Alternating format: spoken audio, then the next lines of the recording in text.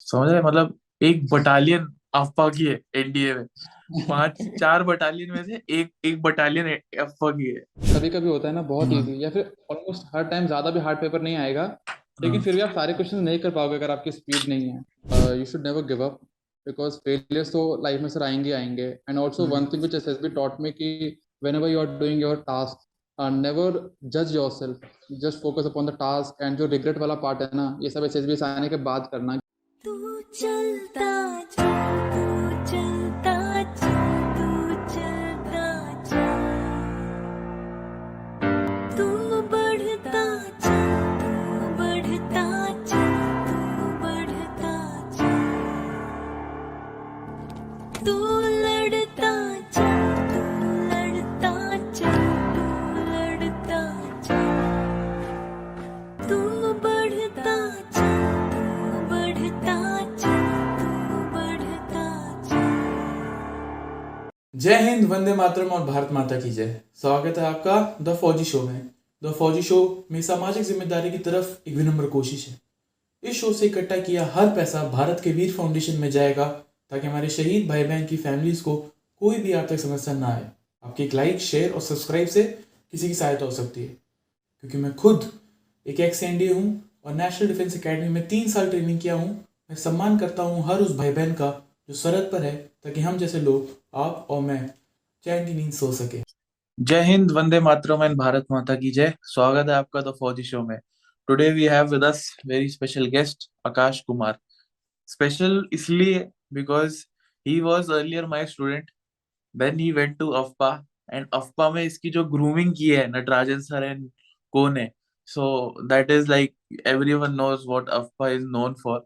सो congratulations अपना Aakash on getting recommended, and thank you very sir. well done. You have made all of us proud. So we are like really thrilled to have you. Like now you have joined us. ठीक है, so NDA thank में you जब भाई। जाएगा तो याद रखना भाई, मेरे को भूल मत जाना। हाँ, नहीं नहीं भाई, आपको कैसे हो सकता है, आपकी हाँ। स्टोरीज तो याद ही रहेंगी।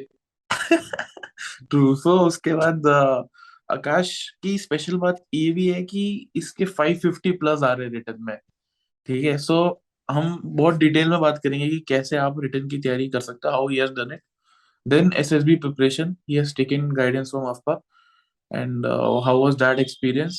और SSB का experience, इसकी SSB में जो भी इसका learning था, because first time he had got screened out, तो वो यस। screened out से वो recommended का जो journey था वो 6 महीने का self introspection, then working upon it and then clearing it, तो वो कैसा था journey, so we will discuss upon that. So let's begin. So आकाश, यार अपने बारे में एक बेसिक इंट्रो तो ऑडियंस को दे सकता है, तो प्लीज यार। So hello everyone, I am Akash Kumar and I recently got recommended from 1FSB Dehradun, and it was my second attempt, and I even cleared my CPSS, and I have completed my schooling from Army Public School Devlali. And with this you must have got the idea that I am from army background, and that was also one of the sources of motivation for me for joining armed forces. Okay, great. Army school Deolali boarding है ना? नहीं sir, day scholar है। Day school भी? Okay, I heard. अच्छा नहीं, वो APS Daksha ही है वो, सॉरी। हाँ, true. Okay. So Deolali, so your father was an arty? Yes sir, he was in RT, he was in SATA battery sir. अच्छा, great. So Deolali में आरटी स्कूल है, फॉर ऑडियंस रेफरेंस, तो sir must have been posted there. So Akash, moving on to the schooling, ठीक है, अब तू 12th कर रहा था, तो उसी के दौरान you had given NDA and side by side तूने क्लियर कर लिया, राइट? Yes sir.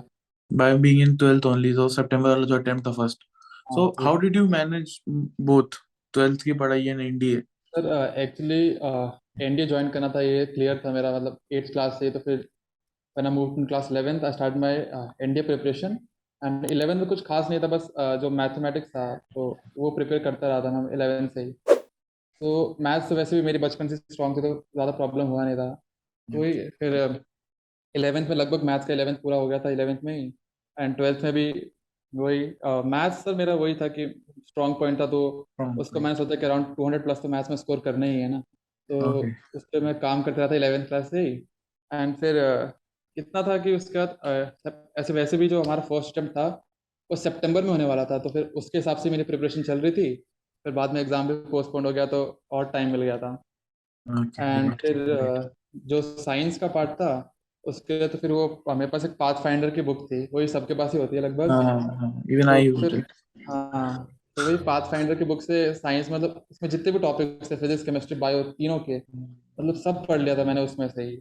एंड वही कुछ इंपॉर्टेंट पॉइंट्स थे, वो सारे नोट डाउन करके। एंड पीवाईक्यूज तो रेगुलर बेसिस पे करता रहता था, क्योंकि उससे फिर आपको आइडिया आ जाता है ना कि हाँ, इस टाइप के क्वेश्चन तो आने ही आने हैं।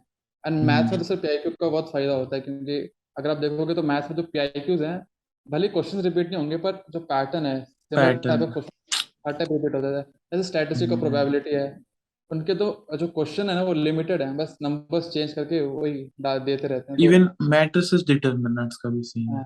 यस, तो मैट्रिक्स डिटरमिनेंट में भी। एंड मैट्रिक्स डिटरमिनेंट का तो ऐसा है कि वो इजी चैप्टर है, और उसका वेटेज भी बहुत है इंडिया में, आपको हर बार बिल्कुल। तीन से अब तो चार देख, क्वेश्चन मिल ही जाते हैं। जो ये रिपीटिशन का बोल रहे हैं हम, हाँ, मैथ्स में रिपीटिशन वाले चैप्टर तो देख ले। Determinants, matrices, statistics, probability, logarithm, heights and distance, and binomial, I think to an extent. तो बायोनॉमियल इन, का फिर ऐसा है, एक एक हाँ क्वेश्चन तो हमेशा आ ही जाता है, और वो भी हाँ क्वेश्चन भी लगभग फिक्स बिल्कुल रहता है। कोई जनरल टर्म फाइंड बिल्कुल। करनी होगी, या फिर और इन, कोएफिशिएंट। तू देख ली ये सारे जो चैप्टर्स हैं, इनमें से 25 से 30 क्वेश्चन तो कहीं नहीं गया सर आराम है। से हो जाते हैं। एंड सर हाँ। ऐसा है, लोग ट्रिग्नोमेट्री छोड़ देते हैं। ट्रिग्नोमेट्री का कैसा है, अपने क्वेश्चन तो आएंगे ही, लेकिन फिर दूसरे हम्म, चैप्टर, दूसरे चैप्टर्स है ना, उसमें भी मिक्स करके आ जाते हैं। बिल्कुल बिल्कुल, वही लॉट्स ऑफ इंटीग्रेशन। है। मैं तो सभी को यही सजेस्ट करना चाहूंगा कि आप कुछ भी छोड़ के मत जाओ, चाहे आप उसका लेवल कम करके जाओ, समझ लो, लेकिन आपको ऐसा नहीं होना चाहिए कि कोई डायरेक्ट फॉर्मूला बेस्ड क्वेश्चन और आप वो छोड़ दो। वो तो एक हैराकीरी है मेरे हिसाब से। तो आप अब कम की से कम बार जो देख के ये जाओ वाला जो बेसिक एनसीईआरटी। हाँ जो आकाश, सॉरी। एनडीए टू का जो रिटर्न था, जो अभी 4 सितंबर को हुआ, उसमें भी ट्रिग्नोमेट्री के डायरेक्ट क्वेश्चन थे, मतलब वो एंगल्स की वैल्यू पूछी हुई थी। एंड जिसने याद किया होगा उसके तो 2.5 नंबर मिल गए, बस फ्री के ही। बिल्कुल उसको कुछ बिल्कुल सॉल्व भी नहीं करना है, 1 सेकंड में आंसर। बिल्कुल। तो आपको सोचना है कि आप कुछ भी छोड़ के मत जाओ, क्योंकि जैसे लेट से, अगर आप स्टैटिस्टिक्स प्रोबेबिलिटी छोड़ के जा रहे हो, लेट से हाइपोथेटिकली, तो आप ऑलरेडी आप कंप्लीट 120 क्वेश्चन में से नहीं, आप 100 क्वेश्चन में से कंप्लीट करो, 100 105 क्वेश्चन में। ठीक है। सो आपको वो देखना है कि आप कंपटीशन में पीछे जाए जा रहे हो। ठीक है, लेना उन्होंने वही ये 7,500 8,000 के आसपास टॉप के बच्चे हैं। So you have to be in that merit. ठीक है। सो ओके, आकाश, मैथमेटिक्स का बता अभी। जब ये वीडियो पब्लिश होगा सितंबर मिड होगा, ठीक है। पेपर हैज जस्ट फिनिश, सो बता अभी से अप्रैल तक कैसे बच्चा प्रिपेयर कर सकता है मैथमेटिक्स। सर अब अभी आपको दो टाइप के बच्चे वैसे मिलने वाले हैं, कि एक तो होंगे जिन्होंने प्रिपरेशन कर ली होगी, क्योंकि हम्म वैसे भी जो भी 12th अपेयरिंग वाले होते हैं वो सितंबर अक्टूबर टारगेट करते हैं। एंड होंगे फिर एक ये भी होंगे कि जिन्होंने नहीं किया है। तो फिर जिन्होंने, मतलब जिनकी प्रिपरेशन हो गई, जिन्होंने पढ़ लिया है, तो उनको क्या करना चाहिए कि उनके जो वीक चैप्टर्स है ना, उन्हें वो अच्छे से, मतलब थोरली पढ़ने चाहिए। और जो बाकी चैप्टर्स उनके हो गए, उनको लगता है कि हाँ उनके स्ट्रांग है, तो उनको उनकी प्रैक्टिस स्टार्ट करनी चाहिए। एंड प्रैक्टिस के लिए उनको फर्स्ट पीवाईक्यूज करने चाहिए, क्योंकि आप पीवाईक्यू करोगे तो वही बात है कि आपको पैटर्न पता चल जाता है। एंड फिर सिमिलर टाइप ऑफ क्वेश्चन आप ढूंढते रह सकते हो। बहुत सारी बुक्स अवेलेबल हैं, जैसे पाथ फाइंडर है। पाथ फाइंडर की तो पीडीएफ टेलीग्राम पे घूमती रहती है।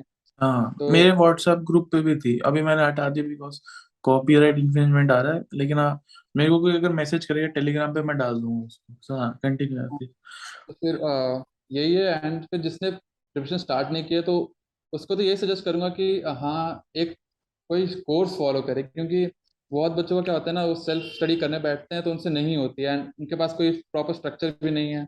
तो वही है कि और ऊपर से जब आप मैथ्स पढ़ना स्टार्ट करें ना, उससे पहले एक बार जस्ट पीवाईक्यू पे ऐसा नजर डाल दो, क्योंकि फिर आपको पता चल जाएगा हाँ यार, मैट्रिक्स डिटरमिनेंट से बहुत क्वेश्चन आ रहे हैं, स्टैटिस्टिक प्रोबेबिलिटी के क्वेश्चन भी आ रहे हैं। तो वो चैप्टर्स वो कवर कर लेगा पहले, एंड फिर बाद में लो वेटेज वाले चैप्टर्स अपने कवर करते रहेगा। एंड ऐसे ही फिर वही फर्स्ट तो मैंने भी एनसीईआरटी की थी, क्योंकि एनसीईआरटी बहुत बेसिक लेवल पे आ जाती है। उससे आपके मतलब वो कॉन्सेप्ट क्लियर हो जाते हैं। एंड एक बार यस। कॉन्सेप्ट क्लियर हो गया, फिर आप अपना लेवल बढ़ाते रहो धीरे धीरे। एंड वही है, मैथ्स का तो एक ही तरीका है आपको, कि प्रैक्टिस करनी पड़ेगी। बिना प्रैक्टिस के तो नहीं होने वाला। क्योंकि मुझे कॉन्सेप्ट आता है, पर फिर भी उसको अप्लाई करने के लिए एक दो क्वेश्चंस तो समझना पड़ता है कि हाँ ऐसे अप्लाई होगा ये कॉन्सेप्ट। तो वही बिल्कुल। प्रैक्टिस है। मैंने क्या किया था आकाश, मैथ्स की एक हमने फॉर्मूला डायरी बना ली थी मैंने।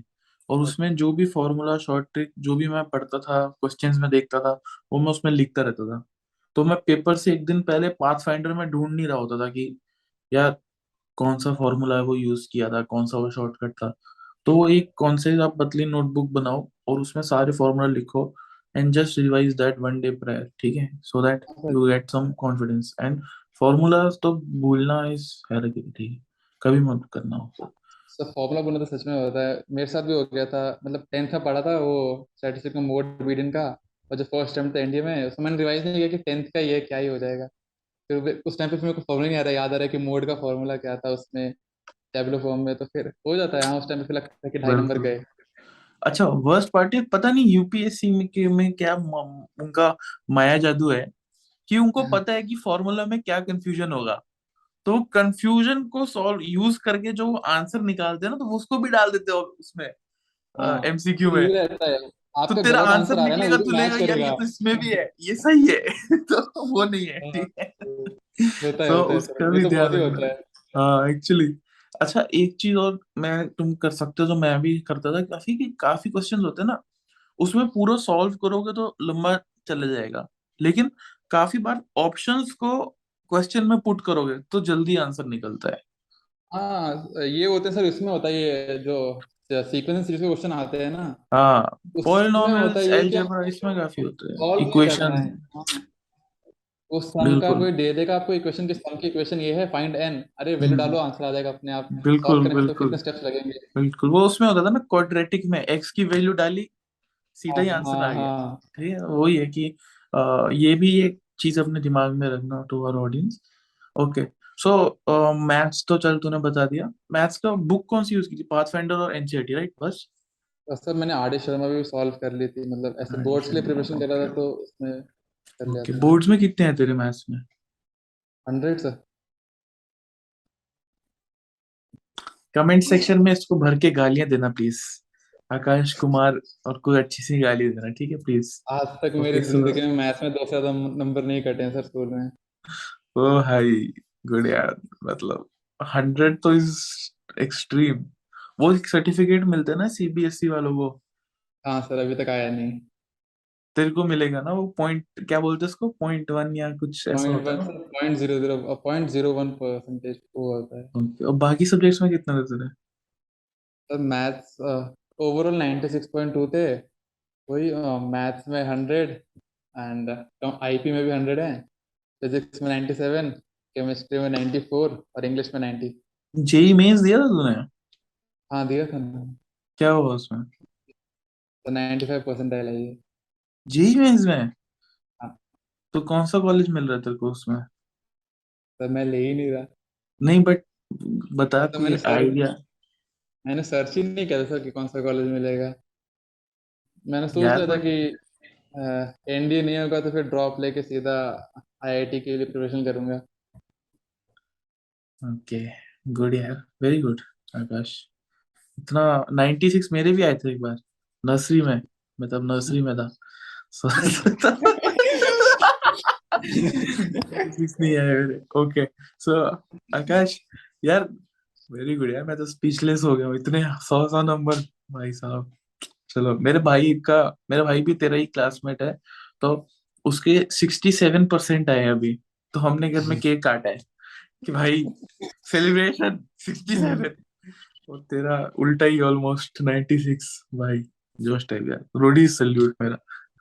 Okay Akash, moving on to GAT section, ठीक है, तो फर्स्ट पेपर में तो मेरे को पता है कि तू पॉलिटी वगैरह छोड़ के गया था, सिर्फ साइंस के और इंग्लिश के भरोसे गया था, but let's say someone has to prepare, ठीक है, for GAT, so what should be the ideal way according to you? Sir ideal way तो ये है कि इंग्लिश तो फर्स्ट ऑफ ऑल 200 मार्क्स की आती है तो वो तो छोड़नी नहीं है। मतलब ऐसा नहीं क्योंकि बहुत बच्चे क्या सोचते हैं कि यार इंग्लिश बोलने आती है ना तो क्या ही प्रिपरेशन करना है। पर वहां पे जाके पता चलता है अलग ही है कुछ। सिंपल सिंपल वर्ड्स आते हैं सर वो वोकेबलरी के, लेकिन फिर ऑप्शन ऐसे कॉम्प्लिकेटेड होते हैं ना, समझ में नहीं आता कि कौन सा वाला है। और स्पॉटिंग एरर में तो फिर बहुत ही ज्यादा सर, मेरे मेरे साथ हुआ था। मैंने सेंटेंस पढ़ा, मुझे लगा कि नहीं यार कोई एरर तो नहीं लग रही है, और मैं नो एरर पे टिक करके आ जाता हूँ। फिर बाद में आके पता चलता है कि नहीं यार एरर तो था। तो स्पॉटिंग एरर तो फिर और भी हार्ड रहता है। और सबसे इजी से जंबल जंबल सेंटेंसेस आते हैं वो तो लगभग सभी कर लेंगे, ऐसा कुछ नहीं। तो इंग्लिश में वही है कि आप अपने जो स्पॉटिंग एरर की जो प्रैक्टिस करके जाना है, एंड ये वोकेबुलरी भी जितनी हो सके। सर मैंने तो इंग्लिश के लिए यूट्यूब चैनल फॉलो किया था, अर्पित चौधरी नाम का चैनल, उस पर धीरज सर पढ़ाते हैं। हम्म। मुझे तो उनका मतलब पढ़ाया हुआ अच्छा लगा था, एंड उनसे बहुत हेल्प होती है सर। कुछ क्वेश्चंस तो रिपीट भी हुए थे, तो मैं तो वही सजेस्ट करूंगा कि वहाँ से जो अर्पित चौधरी सर का चैनल है वहाँ से धीरज सर से जी इंग्लिश बिल्कुल। पढ़ो, हम्म। वो ठीक है। एंड उसके बाद फिर आता है साइंस का पार्ट। तो अब जो साइंस बैकग्राउंड वाले बच्चे होंगे ना सर, उनके लिए वो साइंस बहुत इजी होती है, मतलब थोड़ा फैक्चुअल डाटा आता है जो कि वो आराम से 2-3 महीने में प्रिपेयर कर सकते हैं।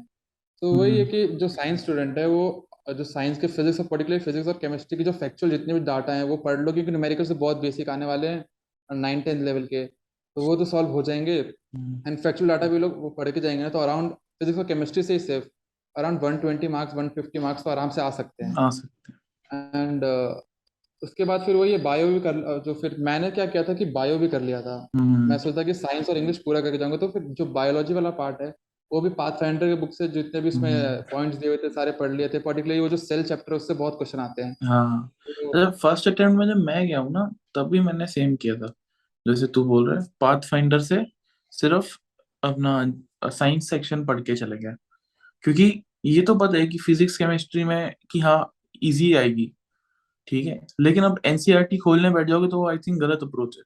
सो इट्स हाँ बेटर कि आप वो, क्योंकि आप अगर वही टाइम लगा रहे हो कहीं तो it has to be like time consume, ROI भी देखना ना आपको। सो इट्स बेटर कि आप सिर्फ फिजिक्स केमिस्ट्री जो अपना पाथफाइंडर में है आप वही करके जाओ, और बायो भी वहीं से करो। साइंस और इंग्लिश में से 100 क्वेश्चन आ रहे हैं तो उनको टारगेट करो आप। हाँ। हाँ और अब सर बोल ये बता।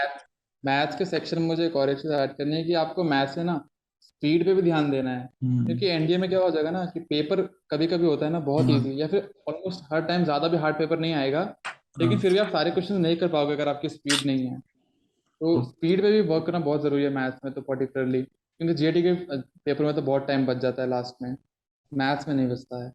हम्म। एंड फिर जीएटी में फिर वही था, एंड फिर जो मेरा सेकंड अटेम्प्ट था उसमें तो मैंने साइंस कर रखा था, तो फिर वही पॉलिटी और ज्योग्राफी थोड़ा बहुत कर लिया था मैंने।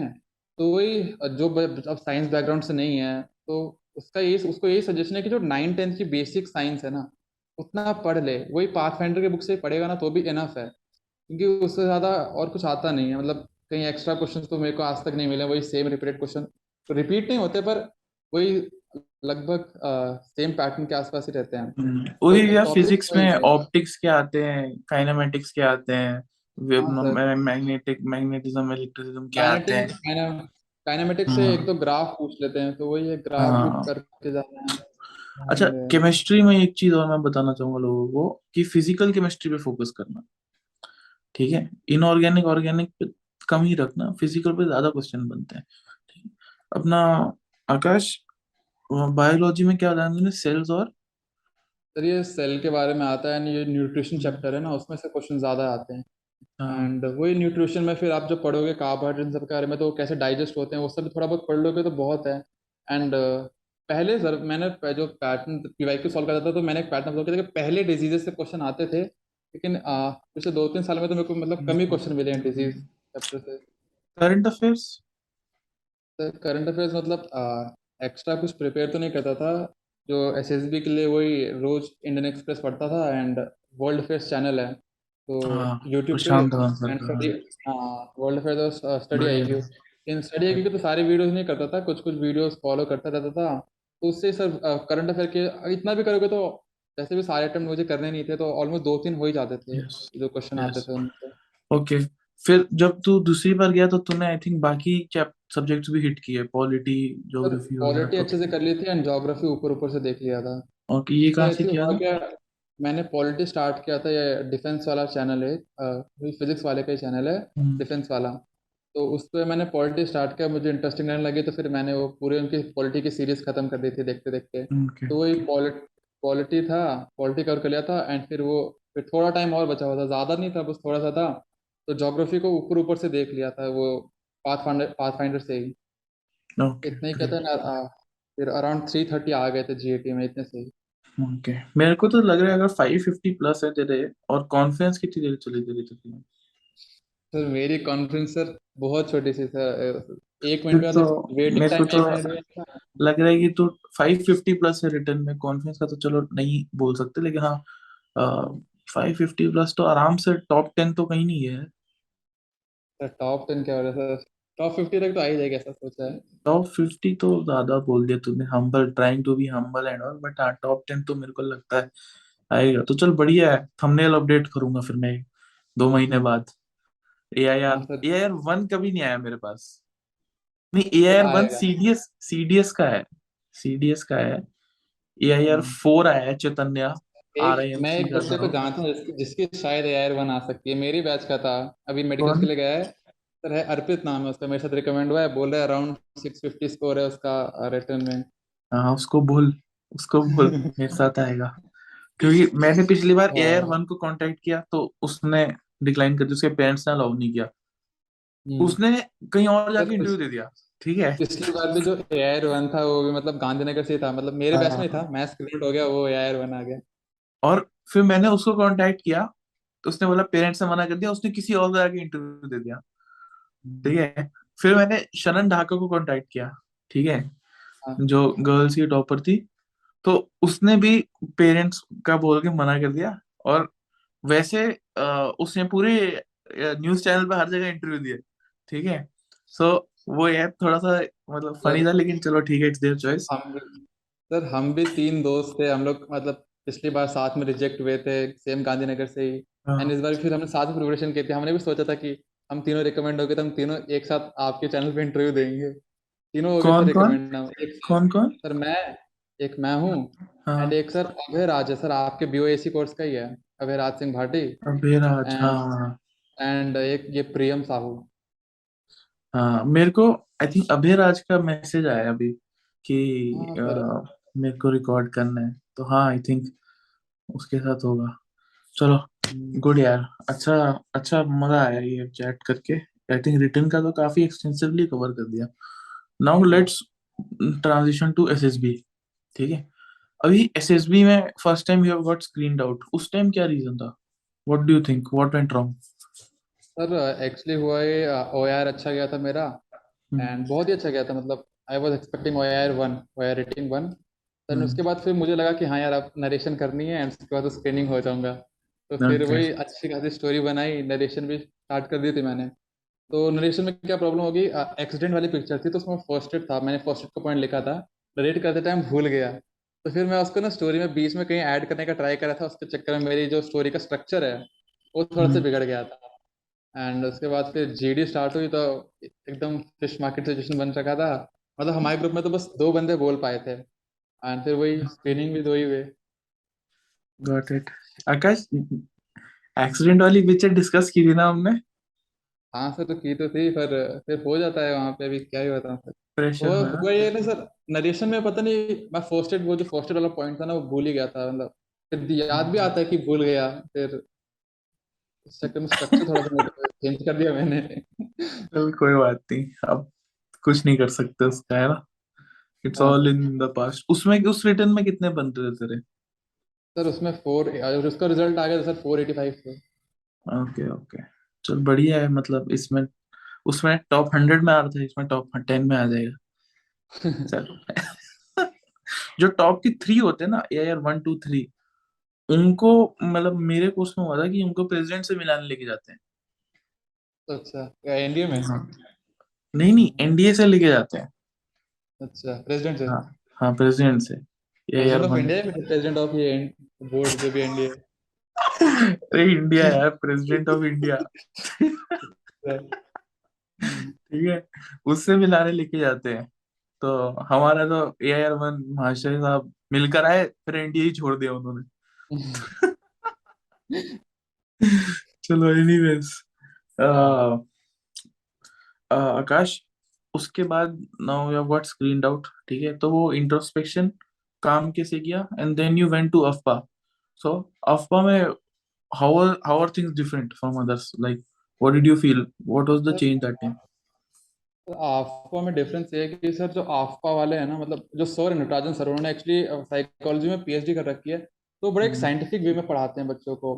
एंड वो बताते भी कि उन्होंने स्टडी कर रखा है कि ह्यूमन ब्रेन कैसे लर्न करता है, तो उन्होंने उस वे में अपना जो कोर्स है डिजाइन किया हुआ है। एंड सर हम लोग जब जाते हैं ना तो हमें जीटोग्राम देखने भी नहीं दिया जाता है, सारे स्ट्रक्चर्स हाइड रहते हैं, सर उनको एक पर्टिकुलर वे में सारे जीटो स्ट्रक्चर्स पढ़ाते हैं, मतलब समझाते हैं। एंड इवन साइकोलॉजी में भी जो एसएसएस है वहाँ पे, वो एक सीधा नहीं सिखाने लगते, वो एक बेसिक स्टेप से मूव करते धीरे धीरे। एंड सर वो आपको ऐसा पढ़ाते हैं ना कि आप खुद एसेस कर सकते हो कि हाँ, कि इसको, इस बंदे को एसएसबी में कितने मार्क्स मिलेंगे, इसने ऐसा परफॉर्म किया है। तो उनका वैसा है पढ़ाने का तरीका ही अलग सा था थोड़ा। एंड एट द एंड वो आपको एक 4 पेज का रिपोर्ट देते हैं, उसमें लिखा रहता है कि आपकी क्या वीकनेसेस है, क्या स्ट्रेंथ है, वो सब। तो फिर आपको एंड टाइम पीरियड भी था मेरे पास आसपास आने का, अराउंड 1 मंथ का, तो जो भी मेरे को वीकनेसेस मिली थी आसपास से, और उन पे काम किया मैंने, एंड बस हो गया उसके बाद रिकमेंड। ओके गुड यार। अच्छा, वहां पे रिपोर्ट में क्या लिखा था? लाइकली रिकमेंडेड, मतलब कैन बी रिकमेंडेड या रिकमेंडेड, सर क्या उसमें लिखा था? आप, सर तीनों सेशंस होते हैं, वो आपको अलग अलग रिव्यू देते हैं। तो जो मेरा इंटरव्यूअर सर थे एंड जो जीटू सर थे, उन्होंने मेरे को लिखा था हाई बॉर्डर लाइन, मतलब हाई बॉर्डर लाइन मतलब वो अराउंड 75 to 80 मार्क्स, मतलब वो ओके। देंगे। एंड जो साइक था, उन्होंने, मेरा साइक थोड़ा बेकार गया था आफ्का में, तो उन्होंने मेरे को बॉर्डर लाइन कैंडिडेट बोला था, कोई अराउंड 75 के आसपास। Okay got it. एंड यही था सर। ओके, जो अफ्फा में एक बैच में कितने बच्चे होते हैं? सर एक बैच में 150 बच्चे होते हैं, लेकिन वो उनको 50-50 के बैचेस में पढ़ाते हैं, एंड फिर फर्दर डिवाइड होते हैं 13 या 12 के ग्रुप में। ओके, तो इतने असेसर्स हैं इतनी स्ट्रेंथ को हैंडल करने के लिए?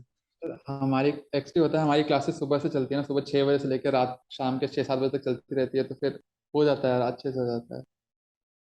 Okay. और कितने दिन का कोर्स था? 14 डेज का। ओके, वहीं पे स्टे? हाँ सर वहीं पे। सर हमारे बैच में तो जो देहरादून वाले बैच है ना, उसमें 12 रिकमेंड हुए थे, उसमें से 8 आफपा वाले ही थे। ओ भाई साहब, नेक्स्ट लेवल यार। ग्रेट। आई थिंक इस टाइम इस कोर्स में, तुम्हारे वाले कोर्स में 100 क्रॉस कर रहे हैं ना वो? 100 क्रॉस हो बच्चे गया भेज सर दिए शायद ना उसने? 100 क्रॉस। हो गया 100 क्रॉस, माय गॉड। 100 यार, समझ रहे, मतलब एक बटालियन अफवाह की है एनडीए में। 4 बटालियन में से एक एक बटालियन अफवाह की है। Shit man. ग्रेट यार, great, hats off to their team. Wonderful. Okay, so जब वापस आए अफ्पा से, उसके बाद सेल्फ में क्या किया तुमने? खुद से क्या किया? तो खुद से सर उन्होंने मेरे को नॉलेज पे वर्क करने के लिए बोला था, पर्टिकुलरली जो ये था एफओस के बारे में, तो उस पर मैंने काम किया। एंड इवन वो फिर करंट अफेयर तो मैं रेगुलरली फॉलो करता था, तो उसमें कोई प्रॉब्लम नहीं था। तो नॉलेज पे तो वर्क किया था। एंड फिर जो साइक सर ने बोला था कि जो मेरी स्पीड है वैट लिखने की, एंड मैं बहुत काट कुट के लिखता हूँ, तो उस पर मैंने काम किया। उस पर तो वही प्रैक्टिस था, हम लोग अब दोस्त थे, हम सब रेगुलरली प्रैक्टिस करते थे। एंड इवन सर मैंने ना तो इंटरव्यू लेना स्टार्ट कर दिया था 2 लोगों के, अपने एक दूसरे का। तो वही था सर, आज आने से पहले मैंने कम से कम 8-9 इंटरव्यूज ले ही लिए थे। एंड मेरे फ्रेंड ने भी, मेरे हमने एक दूसरे के इंटरव्यूज भी लिए थे। तो ओके। फिर ऐसे प्रिपरेशन करते रहे थे कि जहाँ पे जैसे जो रिपोर्ट में वीकनेस थी उस पर काम करते थे, एंड फिर जब दूसरे का इंटरव्यू लेते थे तो बताते थे कि हाँ तूने इतना काम कर लिया है, नहीं किया है, ऐसा। ओके, तो उनमें से कोई हुआ रेकमेंड फिर?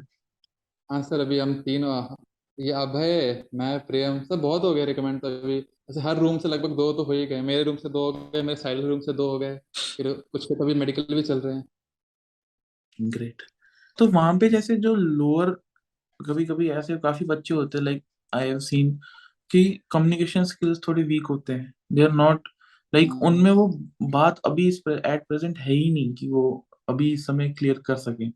समझ रहे हैं? मतलब मेजर पर्सनैलिटी चेंजेस करने पड़ेंगे।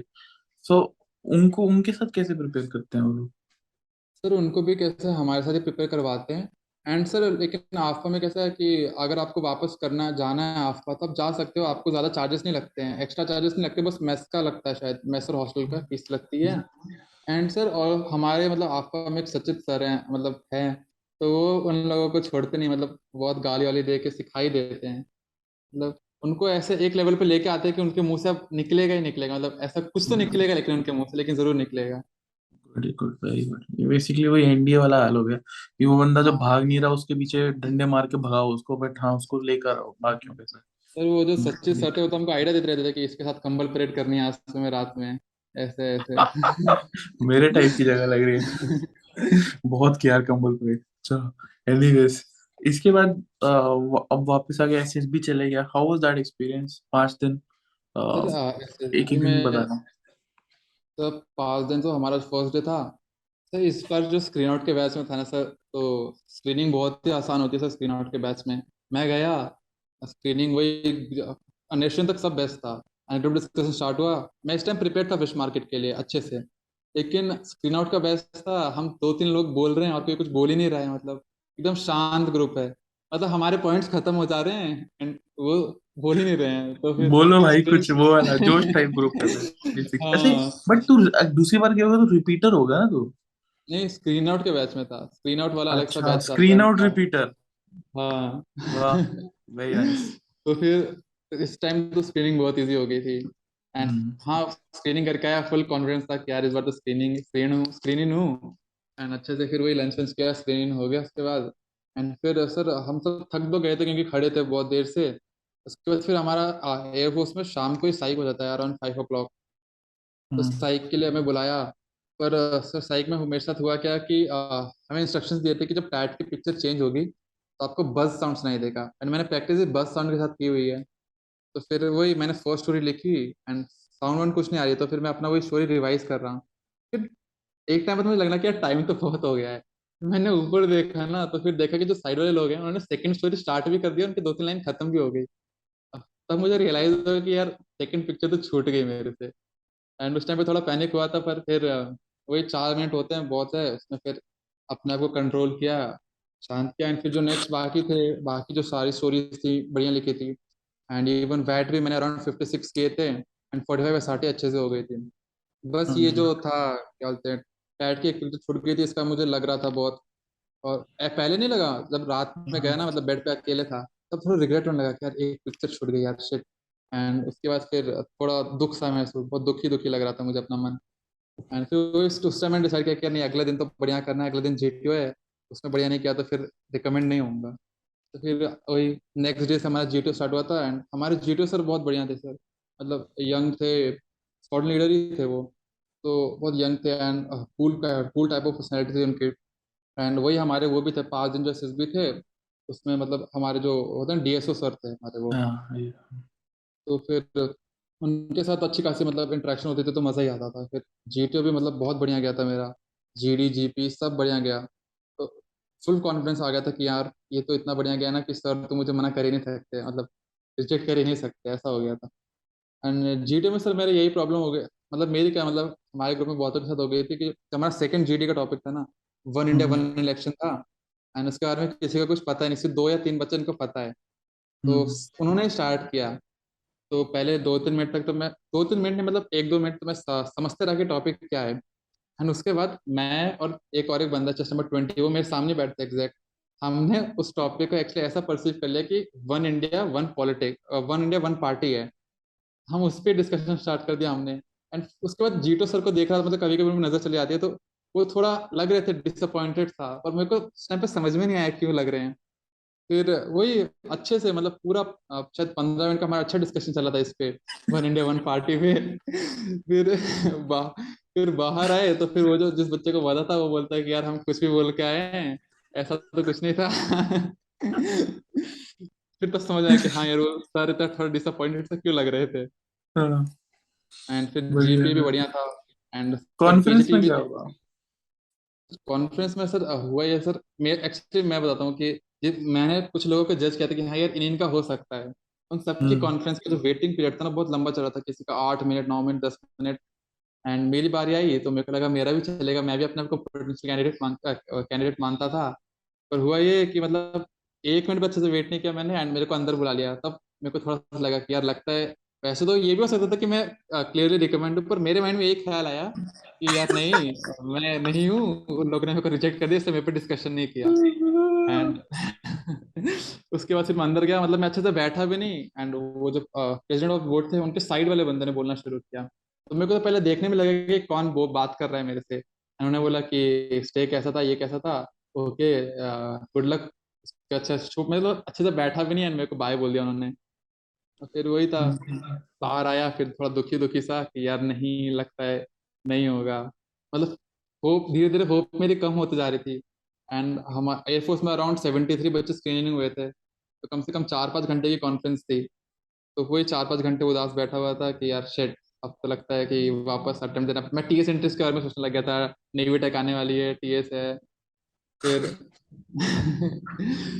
फिर जब सर रिजल्ट बताने आए थे तो भी कैसा होता है सर कि एक सीक्वेंस में कभी भी, जैसे अगर 26 का हो गया तो 27 का होना मतलब मुश्किल है। तो ऐसी बात है, मैं जिस समय 28 था, तो 27 का सर ने चेस्ट नंबर कॉल आउट किया। उसके बाद जब तक वो अपना डेट ऑफ बर्थ ये सब बता रहा था, तब मेरे को लगता था कि यार शिट, अब तो बिल्कुल ही होप नहीं रही, क्योंकि 27 का 28 बोलना मतलब एसएसबी में तो मुश्किल ही लगता है ना।